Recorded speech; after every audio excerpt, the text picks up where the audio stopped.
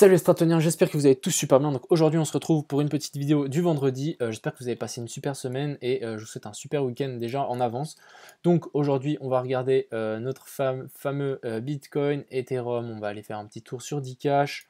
On va aller voir deux alts qui m'ont été demandées, donc Uni et Silo. Et ensuite on ira voir toutes nos alts ici, notre top, parce qu'il y a pas mal de corrections. Il y a des alts qui ont pété des niveaux assez intéressants. Donc à la baisse par exemple, donc c'est pas très intéressant, mais c'est intéressant parce que ça descend. Donc on va commencer par le Bitcoin. Donc le Bitcoin ici qui veut pas descendre, il est encore monté encore plus haut, il a fait encore une mèche. Donc ce que je penserais c'est de mettre notre B ici sur les 0,764. Maintenant à voir, je voudrais voir une belle correction jusqu'à la C. Donc quand on corrige de B vers la C, on doit avoir 5 vagues, donc 1, 2, 3, 4 et puis 5.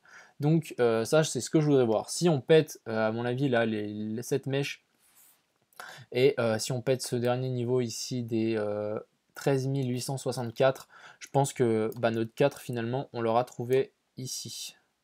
On l'aura trouvé ici, puis ici on est déjà en train de partir vers notre 5. Donc à surveiller. J'avais aussi une autre chose, si on venait à péter ici les 0,382, ce que j'ai pensé, on va juste peut-être passer sur un autre chart.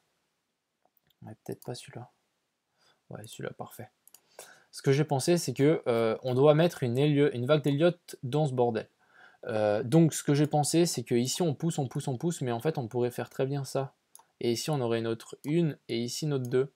Et ensuite 3, 4, 5. Et ça serait vraiment cool. Donc ça serait vraiment pas mal. Déjà on retrouverait des prix assez bas.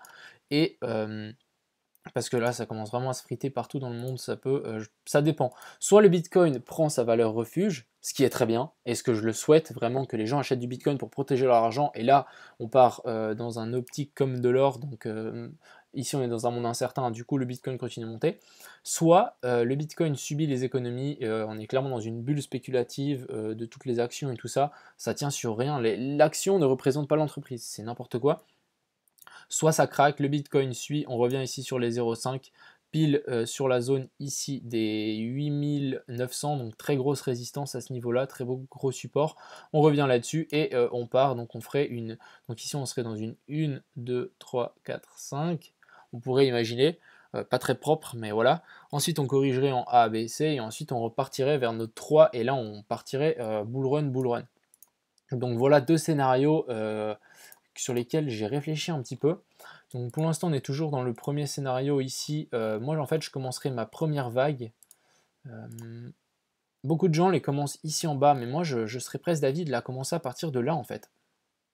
Aussi pourrait nous faire une 2, 3, qui irait beaucoup plus haut.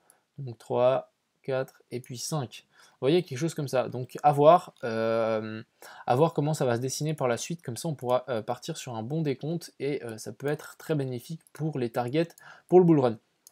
Donc pour le Bitcoin, rien à dire. Je pense que pendant le week-end, peut-être les particuliers vont acheter. On verra. On verra. Il y a bientôt les élections la semaine prochaine. Ça risque de bouger violent. Ensuite, l'Ethereum. Donc l'Ethereum, on est toujours en bas ici sur ce. On est venu faire support sur cet ancien support, donc intéressant, mais rien à notifier. On est vraiment dans des endroits intéressants, pas de divergence. Ce que je voudrais voir maintenant, c'est une stagnation du cours pour Ethereum. On va juste passer sur Dcash. Donc Dcash, si on regarde le cours ici sur CoinGecko, ici on a eu une petite vente, il me semble. Pile, on est revenu pile sur les anciens tops et ensuite on repart directement. Donc là, ça aurait été vraiment la zone parfaite à acheter quand on était revenu sur les 0,5, les 0,05, excuse-moi, les 5 centimes. Zone parfaite à acheter et là on repart, donc c'est parfait. Ils ont déjà ajouté Stex, donc c'est parfait. On commence à avoir pas mal de volume, hein, je trouve. Hein. On est presque à, je dirais, 200 000 de volume. Donc ça devient correct, je trouve. On a le concours de trading qui va commencer mardi prochain, donc voilà. Aussi, je ne sais pas qu'est-ce qu'ils font sur CoinGecko, on a fait une demande, ils ont rajouté, mais ils ont mis le mauvais symbole, faites attention, et c'est pas le bon contrat. C'est pas le bon contrat ici, c'est pas le bon, donc prenez bien sur celui-là sur CoinGecko, fiez-vous à CoinGecko pendant que CoinMarketCap, je ne sais pas qu'est-ce qui nous trafique, donc on verra comment ça se déroule. Ensuite, on va parler de nos deux petites algues, donc Uni qui continue à cracher vraiment. Donc maintenant, on est revenu sur un niveau extrême, donc on est vraiment revenu sur le dernier plus bas qui a jamais été connu. On est venu mécher dessus et maintenant on stabilise. Ce que il me rend un petit peu optimiste pour Uni, c'est que ici, en 4 heures, on a une divergence entre ce point-là et le RSI. Donc ici, on fait un plus haut à surveiller. Je voudrais bien que ça se concrétise et qu'on puisse partir là-dessus. Ça serait vraiment cool qu'on puisse au moins récupérer ces zones et qu'on puisse partir. Mais là, je le sens pas bon pour Uni. Il me semble que on peut très bien faire ça. Si l'eau que je ne connais pas du tout, on va passer en weekly. Donc en weekly, bon, ça descend. Peut-être en daily. Est-ce qu'on a quelque chose d'intéressant? Donc pareil, on a aussi une divergence, donc on peut bien la remarquer sur le RSI. Ici on fait un plus haut, ici on a un plus bas, donc on a fait une belle mèche, on s'est fait racheter, mais rien pour l'instant me dit qu'on est qu'on est reparti vers la hausse, hein. On peut clairement même tirer une trendline comme ceci. Donc ici on a méché et on continue à descendre, donc pour l'instant rien à se mettre sous la dent, mais pour moi je suis bear sur silo. Donc attendre une zone de consolidation, former une structure, une base pour pouvoir ensuite espérer un break vers le haut. Ensuite on va regarder notre petite algue donc en rapide, donc Ave en 4 heures, on va peut-être passer en 4 heures, ouais. Donc Ave en 4 heures, même chose, divergence, donc pour moi ça m'a l'air assez bullish mine de rien.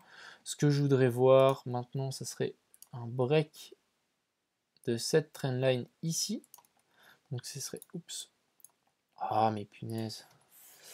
Qu'est-ce qui nous fait? Donc ce serait un break de cette trendline ici. Ce serait vraiment cool. Et on pourrait former un espèce de biseau comme ça. Donc à voir de quel côté on va casser. Mais je voudrais bien qu'on casse vers le haut pour Ave. Ensuite, Ada qui continue. On est venu pile mécher la zone. On va juste passer en weekly. On est venu mécher encore une fois la zone parfaite ici, donc à voir si on break, mais pour l'instant j'ai vraiment l'impression qu'on va faire ça, hein. Donc patience, BNB qui nous forme un joli M top, donc ici on peut voir un joli M, je pense qu'on va sans doute revenir ici sur cette zone ici, et si on break on reviendra forcément sur la zone ici des 17, donc ici zone à tenir les 24, sinon on revient sur la zone des 17. Cro, on passe les 0,618, on pète la mèche ici, donc prochaine zone ici, donc les 6,4 centimes. Dot, j'ai l'impression qu'il est en train de nous former quelque chose de sympa. Donc Dot, ouais, pas trop en fait, hein. Donc ici on peut former une belle trendline.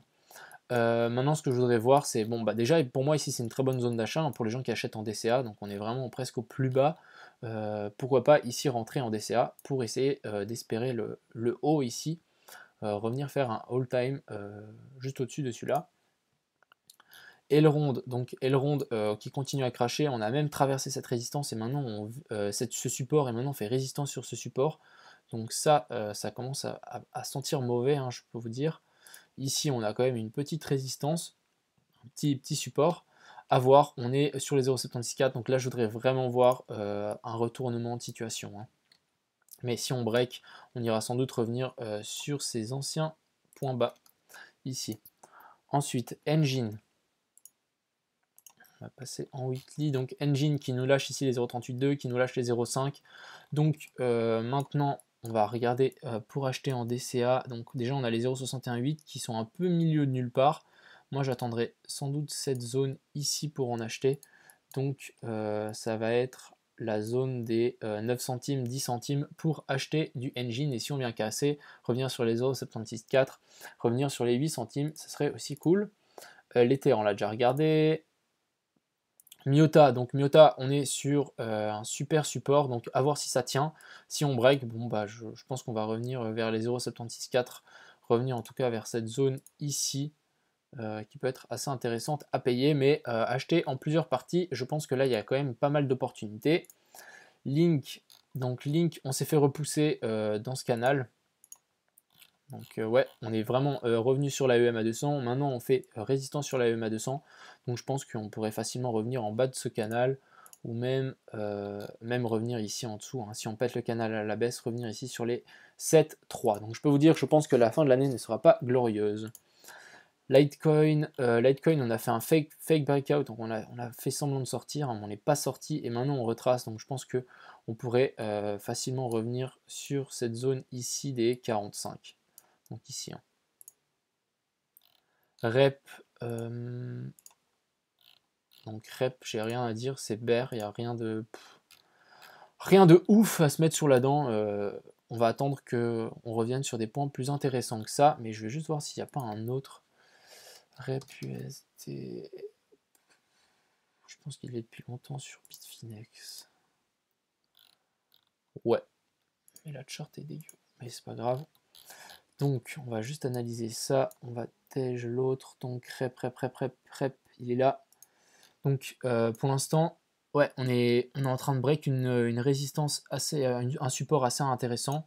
J'ai juste envie de tirer un... Ah mais j'aime pas ce chart, je suis désolé. Rep USD, il n'y a pas KuCoin, OKEx peut-être. Oh.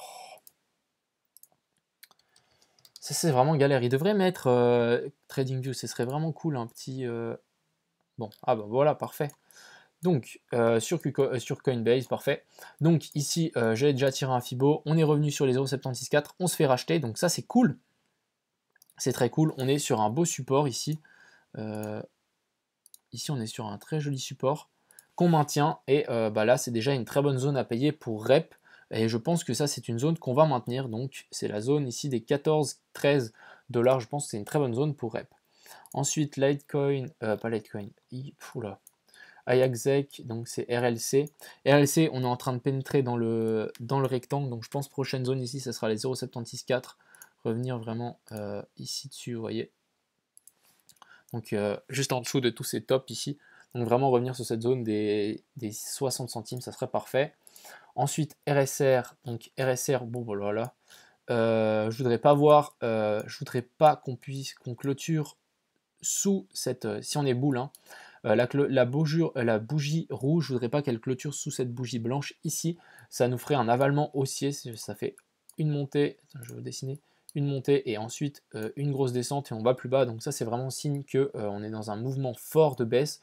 On a maintenu les 0,38,2, donc pour moi ici on est dans un épaule tête épaule, hein, quelque chose comme ceci. Oups, quelque chose comme ceci ici. Et ensuite, on descend et je pense que vraiment la zone pour payer Rep, ça sera ici en dessous sur les 0,4 centimes et sinon un petit peu sur les 0,8 centimes. Mais c'est pas le moment de rentrer sur RSR. XRP, XRP, XRP. Donc attention les ballons, j'ai l'impression qu'on est en train de nous break. Bon bah voilà. Hein. J'ai pas mon chart habituel, mais là c'est bien marqué, j'ai l'impression. Peut-être passer juste en daily. Donc ici, on est en train de péter. On maintient cette EMA 200, mais franchement, si on lâche ici la zone ici des, je dirais, 23 centimes, ça va sentir mauvais pour XRP. Et je pense qu'on pourrait facilement en choper ici à 20 centimes, revenir sur ces eaux-là. Et Zilliqa. Donc Zilliqa, on est venu mécher sur cette EMA 200. Maintenant, ce que je voudrais voir, c'est revenir ici sur cette zone des 1,3 centimes pour en acheter un petit peu. Et si on venait à descendre plus bas, ouais, je pense vraiment revenir ici sur les 0,764, ce serait une très bonne zone à payer pour ZIL. Donc vraiment revenir sur cette zone ici. Sur les anciens tops, on a fait plusieurs fois résistance, support. Donc voilà, très bonne zone à payer pour Zilliqa. Donc je pense qu'on a fait le tour pour aujourd'hui. J'espère que cette petite vidéo vous a plu. N'hésitez pas à me balancer vos alts, vos idées sur le Discord pour le concours des 2000 abonnés. Je ne sais pas encore trop qu'est-ce que je vais faire, mais j'ai 2-3 idées, mais ça va être, je sais pas comment organiser. Et je vous souhaite une agréable soirée. Ciao tout le monde!